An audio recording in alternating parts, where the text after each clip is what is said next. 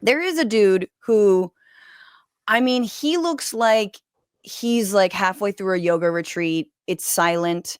It is, they're definitely fasting. He's got like a flower power Band-Aid on I see his that. That's weird. on his neck. And he is random guy standing between Congress people, and this is the Department of Education. They want to get in. He's not saying anything. And you hear Maxine Waters, I believe, asked if he's just going to stay there all day. This is ostensibly, unless you have other information, Kyle, a Doge associate. Right. Are you prepared to stand here all night if we decide to stay? I guess, yeah. All right, well, you just stay right there. Then. You just stay and stand. Why are you letting us go to that desk like we were able to do last year? He's not a U.S. employee. This is a public institution. Did Elon Musk hire you? Who do you work for? Who do you work for? Are you not aware of? Are you even? Who do you work for? I'm a federal employee working for the education. I'm a federal employee working for the education department. Bullshit. Total bullshit.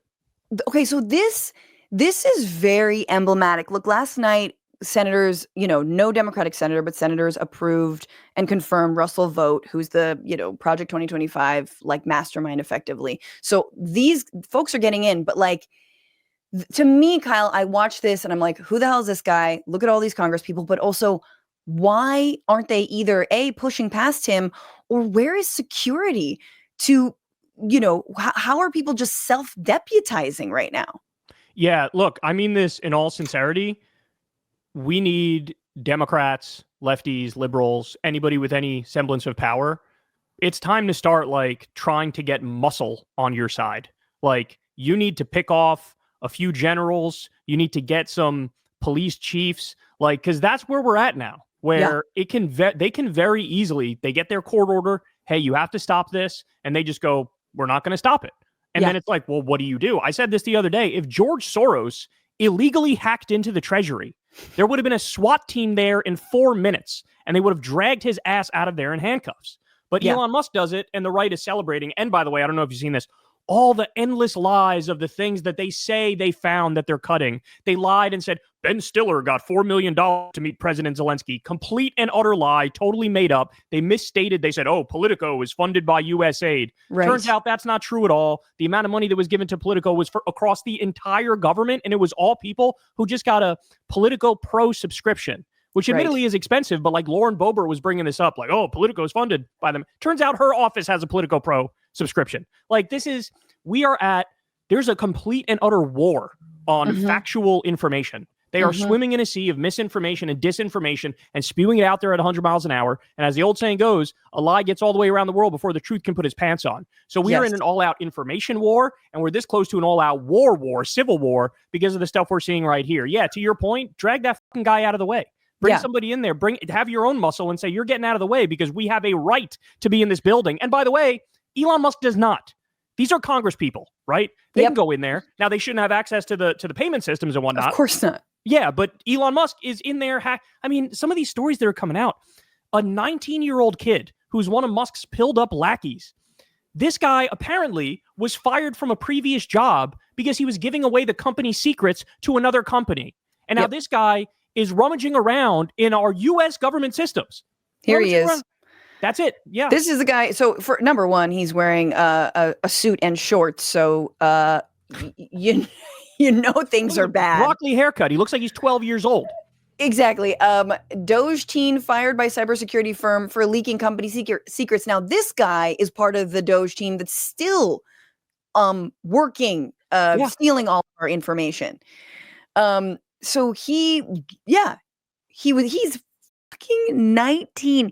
He's been terminated for leaking internal information to the competitors, said a June 2022 message from executive of the firm. This is unacceptable and there's zero tolerance for this. So again, this is the kind of like highest bidder. I could sell this information, whatever private company, whatever foreign actor would like it. I mean, it is so ironic. And I am not someone who's like, USAID does everything perfect. And yes, all of the democracy promotion we do in Venezuela isn't actually undermining real democracy, whatever.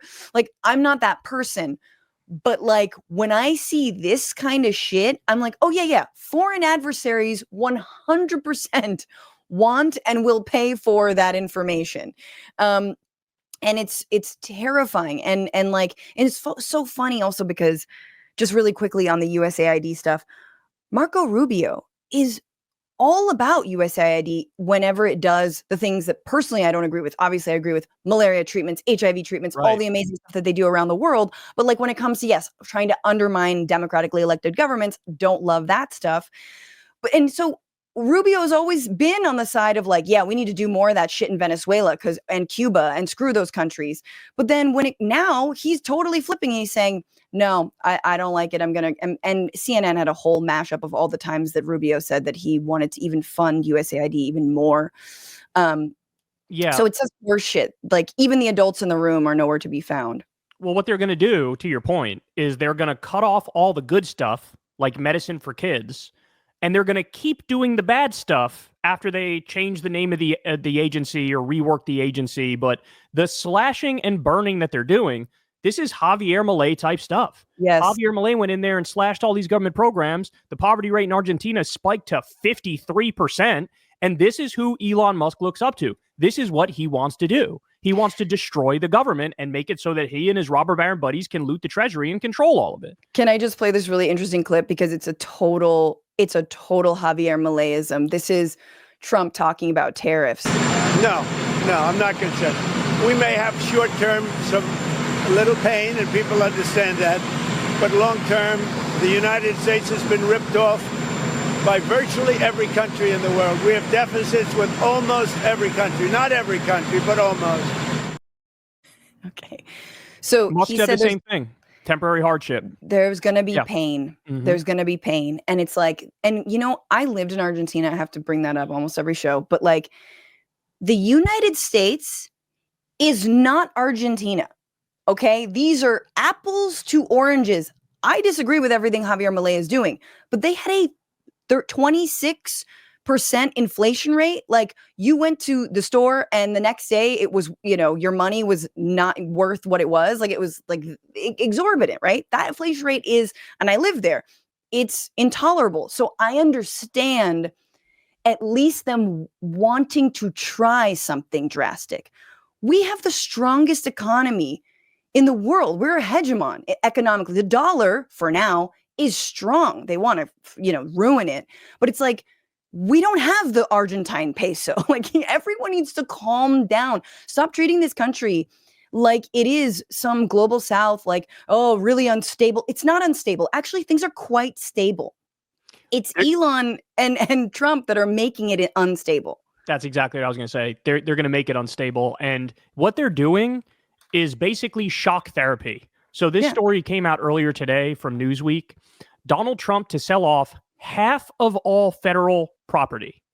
Now, why would they do that? Because people hear that, oh, okay, so they're like small government ideologues. That's probably why they're doing it. That's only half the picture. Yes, they're anti-government fundamentalists, but the real reason why they do that, they want to do mass privatization looting.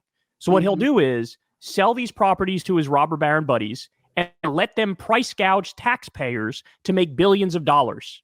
It's about getting a parasitic middleman in there that can skim off the top and make billions of dollars while sitting on their ass at Mar-a-Lago. That's the point. So everybody needs to understand this is organized, systemic, planned out corruption from the top down. Yeah. And everything they do needs to be viewed through that lens. Yeah. I mean, it's crime. It's basically just, it's crime. It's criminal what they're doing. And okay, let's pivot because I do think, but it's related. There is another member of the Doge team, another one of these, again, fuckable shits, let's go, who was fired from Doge because of past racist posts. Oh, just things like, for the record, I was racist before it was cool. He posted in July. He also said, you could not pay me to marry outside of my ethnicity. And then he also said, normalize Indian hate. I believe this was on X. Normalize Indian hate. Now, the other thing you should know really quickly, let me bring this up, is that JD Vance had to weigh in on this because Elon is asking everybody, hey, should we rehire this guy Elez, or what, I don't give a shit what his name is, because he was, he was fired for all these racist things. JD Vance goes, here's my view. I obviously disagree with some of Elez's posts. Some of which ones? Which ones? Like, can you be more explicit? What a weasel! Oh my god. But I don't think stupid social media activity should ruin a kid's life. We shouldn't reward journalists who try to destroy people ever. So I say bring him back. If he's a bad dude or a terrible member of the team, fire him for that. I mean, he's a kid. He's a kid, but give him all the social security information, give him access to the treasury. He's just a kid. Give him everybody's private data and let him hack around in our government agencies and cut out the funding he wants to. He's just a kid. This isn't like the fact that they are having this conversation, Kyle, while we know that tens of thousands of federal workers are losing their jobs and people are not getting their food, their vaccinations, their HIV meds. Like, this is the conversation they're having about this. I honestly, Kyle, I don't give a shit which Doge kid said what. None of them should be there. Like, that's also my view. It's like, so this is the conversation. And JD Vance's wife is Indian American. Bro, and his kids are Indian, bro. His kids are Indian. He is the biggest cuck on the planet Earth. He has surpassed Ted Cruz cuckery levels, where Donald Trump went after his wife and he still bent the knee and made the phone calls for him. Do you not have any dignity to, like? And Ro Khanna responded to him and said something, because Ro Khanna's Indian. Ro Khanna's kids are Indian, right? And then JD responds and says, like, you disgust me. Oh, he disgusts you, not the person who said normalize Indian hate, who you just fucking defended because you're a little bitch. Oh my god, I can't stand these people. Oh my god. What's going on, Frantifa? If you haven't already, subscribe to this channel right now. Hit that button. And also, you can become a patron and support the show every single week. Get access to bonus episodes and exclusive merchandise. Patreon.com/Bitchuation Room. Do it.